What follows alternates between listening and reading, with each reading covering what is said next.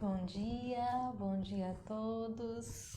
Sejam muito bem-vindos à nossa live de hoje. Vocês estão conseguindo me ouvir? Verificando aqui o áudio, está tudo certinho.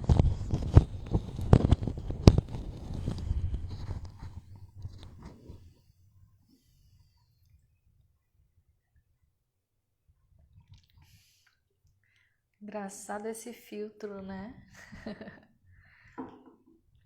Enfim, bom dia a todos, sejam muito bem-vindos a mais uma live onde iremos compartilhar um trecho de um livro. E hoje eu trago um livro que fez parte da minha história como psicóloga e onde eu me encontrei, vamos dizer assim, no início dos meus estudos da psicologia, eu me encontrei o olhar psicológico semelhante ao que faz sentido para mim, né? Então, esse livro que eu vou trazer hoje, ele é um livro que eu guardo com muito carinho e muito importante também para a história da psicologia, que é o livro O Homem à Procura de Si Mesmo, do psicólogo Rollo May. Para vocês que não conhecem, esse é o livro O Homem à Procura de Si Mesmo. Rollo May, ele é considerado o pai da psicologia existencial. Ele foi um dos discípulos de Freud, mas ele discordava muitas vezes da teoria psicanalítica de Freud, porque ele via o homem de uma outra forma. Então ele trouxe um viés existencialista, pensando o homem moderno. Então esse livro, eu não sei exatamente de que ano ele é, para dizer exatamente para vocês, mas ele é bem antigo e até hoje a gente pode dizer que ele é muito atual.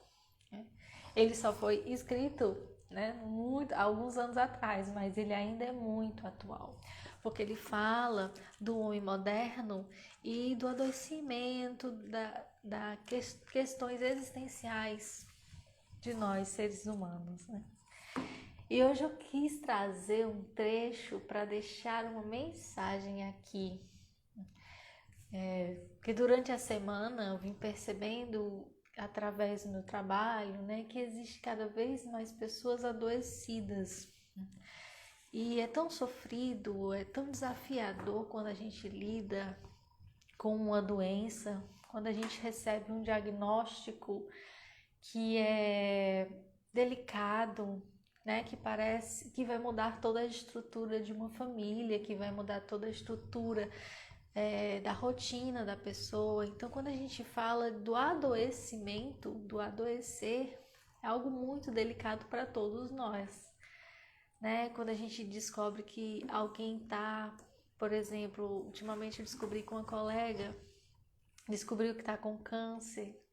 Então todo mundo se fragiliza, todo mundo, né, já começa um movimento de acolhimento com aquela pessoa, porque o adoecer ele é visto como um momento desafiador nas nossas vidas, né? E o Rollo May, ele traz uma visão da doença um tanto diferente, que muda realmente a nossa percepção sobre o adoecimento. E é o que eu acredito, né, enquanto profissional de saúde. Eu acredito nessa perspectiva da doença, né? Então eu vou ler um trechinho. Esse trecho que eu estou lendo está na página 90 e está no capítulo 3, que o capítulo 3 ele fala tornar-se pessoa um empreendimento. Então ele vai falar aí do tornar-se pessoa. E esse trechinho que eu estou lendo está na página 90 do capítulo 3, certo? Então vamos lá, vou começar a ler o trecho para vocês. E já em seguida vou conversando um pouco com vocês sobre isso, tá? Então, propomos que a doença física ou psicológica não seja consideradas consciente. Peraí. Começar de novo. Propomos que a doença física ou psicológica não seja considerada acidente periódico que ocorre ao corpo, ou à personalidade, ou à mente, e sim o método usado pela natureza para reeducar a pessoa total. Só dessa frase a gente já consegue tirar uma mensagem bem importante, né? Então a gente pode considerar a doença não apenas como algo que acomete o corpo, né? Algo que o vilão que ataca o nosso corpo, mas sim um método utilizado pela natureza, né, para reeducar a pessoa total. Então, de uma forma muito simplista, a doença ela é um grande professor, nos ensinando alguma coisa. Ela aparece por algum sentido, né? E porque algumas pessoas aparecem alguns tipos de doença e outras pessoas outro tipo de doença, né? Cada uma necessitando aprender alguma coisa com aquela doença. Deu pra... E aí eu vou continuando, né? O uso da doença como reeducação foi manifesto em certa ou em carta que um paciente de tuberculose escreveu a um amigo, né? Então ele está dizendo que ele pôde ver isso de perto com uma carta de um paciente de um amigo, né? Que dizia assim: a doença ocorreu não só porque eu estava trabalhando mais, ou porque contraí os micróbios da tuberculose, mas porque tentava ser algo que na verdade não era. Eu estava vivendo como um extrovertido, correndo de um lado para o outro, fazendo 3 coisas ao mesmo tempo e deixando adormecido e desusando o lado da minha personalidade que queria contemplar, ler, pensar, penetrar a alma em vez de trabalhar e viver a toda velocidade, né? Então essa pessoa, ela se deu conta de que ela contraiu tuberculose, mas que a tuberculose ela não era algo assim imparcial. Ela veio para fazer com que ele se desse conta de que ele não estava vivendo sua verdadeira personalidade. Ele não estava sendo uma pessoa integral, uma pessoa inteira, consciente de si. Então ele estava vivendo como se fosse um personagem, como se fosse extrovertido, e ele não era totalmente extrovertido. Ele ansiava por outra coisa, por calmaria, pela leitura, né, desfrutando o tempo, né? Então, o Rolomé ele traz esse exemplo desse paciente, do colega dele, para a gente perceber que a gente aprende com as nossas doenças, né? E aí ele continua mais um trechinho à frente, né? A doença é uma exigência e uma oportunidade para redescobrir minhas funções perdidas. É como se a natureza quisesse dizer: você precisa tornar-se um ser total e ficará doente na medida em que não o fizer. E só ficará bom quando se tornará autêntico. Então é como se a doença, a doença falasse com a gente nesse sentido, né? Você precisa se tornar um ser total. O que é um ser total aqui que ele está falando? É um ser consciente. Naquela época estava muito presente a ideia da separação entre corpo e mente, corpo e alma, né? Então ele traz essa necessidade de integração, com a mente, com o corpo e com a alma. Você é um ser total, você precisa dessa integração. Você precisa estar consciente do seu corpo, dos seus sentimentos, dos seus pensamentos, das suas necessidades. Você é um ser integral. Então ele está dizendo aqui que muitas vezes a doença ela vem para nos atentar a isso. Você não está sendo integral aqui. Você não está tão consciente assim das suas emoções, dos seus sentimentos e às vezes nem do seu corpo. O corpo ele sinaliza, mas muitas vezes a gente não escuta. A gente só vai escutar quando o corpo grita e não como ele sinaliza, quando ele pede socorro. Muitas pessoas só chegam a ir ao médico só quando estão sentindo algo muito intenso. Costumam a procrastinar aí o seu autocuidado, né? O seu zelo com o seu corpo, o zelo com sua alma. Muitas pessoas pensam que psicoterapia não ajuda. Como é que a psicoterapia vai me ajudar? Só eu posso mudar a minha vida, né? Não entendem que muitas vezes você não consegue ver coisas que outra pessoa, como um profissional, consegue ver com um olhar técnico, um olhar específico, né? Que é o olhar de um psicólogo, ou de um médico, de um psiquiatra, né?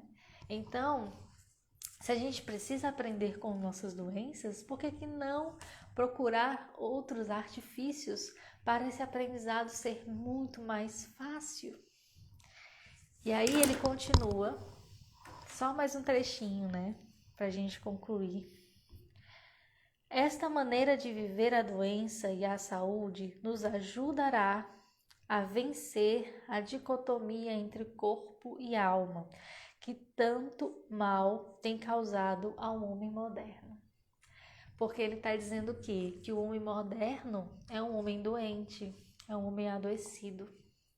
Tanta coisa que a gente passou na nossa história, né, que marcou o homem moderno e que nos marca até hoje. Então ele fala que a gente precisa vencer essa dicotomia entre corpo e alma. Alma como aquilo que está lá dentro de nós. Corpo como a carcaça que nos protege, que está visível, né, que é palpável. A alma como aquilo que não é palpável, que é interno, que é único, que é individual de cada um. Então é integrar essas duas coisas. O que meu corpo fala, mas também o que minha alma fala, né? Então ele fala que esse pensamento é uma maneira em que a gente pode viver os nossos dias. Então a mensagem que eu quero deixar aqui para você é para que você perceba aonde o seu corpo grita, aonde o seu corpo manifesta, aonde a sua alma também fala, aonde sua alma sorri, e o que eles precisam, o que eles precisam para se unir, o que você precisa para se integrar, o seu ser como um todo. A gente vai no médico, né? E aí o proculista que trata a visão, né? O oftalmologista que trata a visão. E um cardiologista que trata questões cardiovasculares, né?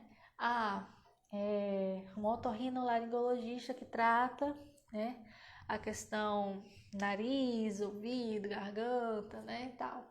Então a gente está sempre se dissociando, mas o homem ele é só um. Muitas vezes está tudo conectado, né? Então a gente perdeu essa percepção de nós como um ser integral.